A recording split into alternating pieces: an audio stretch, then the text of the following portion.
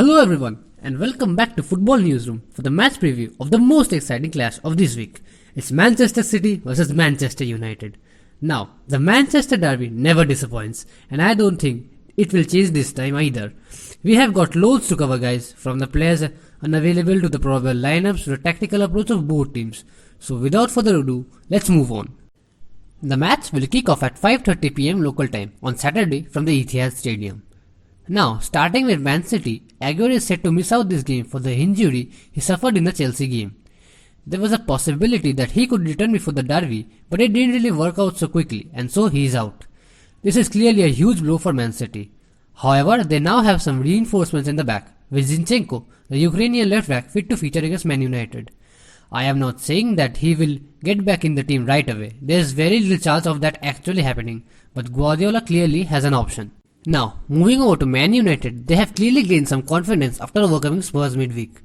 It was an excellent display from the whole team, and we will surely be discussing more about that game when we discuss the tactical fronts. Talking about injuries and match fitness, Matic might be fit to feature and Scott McTominay has already returned to the game. However, Paul Pogba and Anthony Martial are set to miss the game for their injuries. Solskjaer did mention that he hopes Martial can play some part of this game, but he is surely not starting. Now, let's move on to the lineups guys.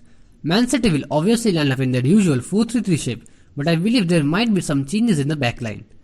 John Stones can return for this game and start alongside Fernandinho, and we might also see a change with the fullbacks as well. Mendy or even Zinchenko can start at left back position, and Guardiola has also the option to start Cancelo on the other side. However, we have gone with Kyle Walker and Mendy as the fullbacks, and Stones and Fernandinho as our centre backs. In midfield, I think Rodri, De Bruyne and David Silva will start this game, with Gundogan on the bench. Up front, Bernardo Silva, Gabriel Jesus and Raheem Sterling are set to start this game, and Riyad Mahrez might be introduced if required on a later stage. For Man United, we don't expect much changes either. They had goal with a back four of Wan-Bissaka, Lindelof, Maguire and Young. In midfield, both Scott McTominay and Fred had a very good game against Spurs and will probably start this game as well. The only change that might take place would be for someone like Lingard or Greenwood. Solskjaer might go for an extra midfielder, someone who is a little more defensive minded in order to stop the threats of Man City. Andres Pereira and Matic are the obvious candidate for this job. We have gone for Pereira as still we are not sure about Matic. Up front, we have gone for Daniel James, Rashford and Mason Greenwood. Now, as I said before, Man United will be a little more comfortable before coming into this game. They dominated the whole game against Spurs, and someone might also add they have also some sort of a wake-up call before the big matches. So far this season, Man United have beaten Chelsea and Spurs and have managed to gain a point against Liverpool. They are the only team to do so in the Premier League so far, but there are certainly some things which go unnoticed, some pure mistakes which a team like Man City might not make. If you look at the game against Spurs, Man United enjoyed a lot of possession and were easily playing out from the back. The central midfielders were constantly finding a lot of space as Spurs focused more on the wider areas and pressed the fullbacks. Moreover, Man United also exploited space in between the lines. There was a clear lack of understanding with these two lines of Spurs, and often the defense didn't push up as the midfield did. This left a lot of space and time for the Man United players. Man City, however, won't allow these things. They have a very well organized system and know how to maintain a proper shape in the back. Generally, as we see in the big games, one of the midfielders, which is generally De Bruyne, would move up and press along with the striker, while the wingers would move down with their respective fullbacks.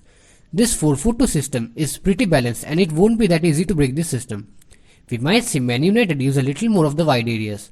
With Daniel James and Marcus Rashford starting in the flanks, they have a lot of pace to work with, and with proper supports and a few regional overloads, they can hurt Man City. I think Man City will enjoy more possession in this game, and United will be more focused on counter-attacks. In the attacking 2-3-5 system of Man City, the wide areas can be vulnerable, and Man United will clearly look to exploit that space with the pace of Daniel James and Marcus Rashford. Rashford is in excellent form, and Guardiola must keep an eye out for him. However, there are things about Man United that might go for City's favour. In the game against Spurs, United didn't really look to press the defensive line. Their forwards overcrowded the midfield area, forcing Spurs to go long. As they had overcrowded the midfield, they were always winning the second ball.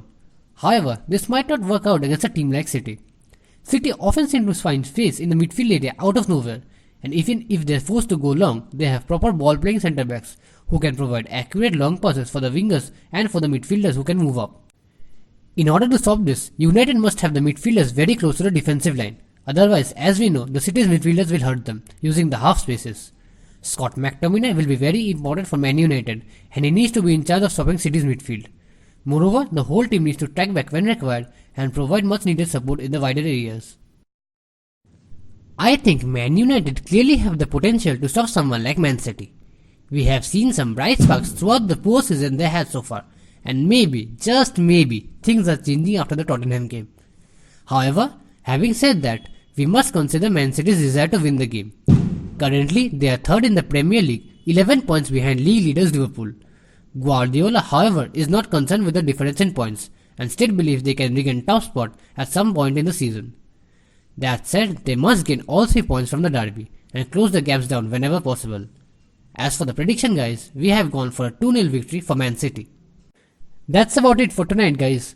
Please leave your thoughts in the comments down below. What do you think about the lineups, about the game in general, and can Man United actually stop City, or maybe the so-called favourites will win the game anyway?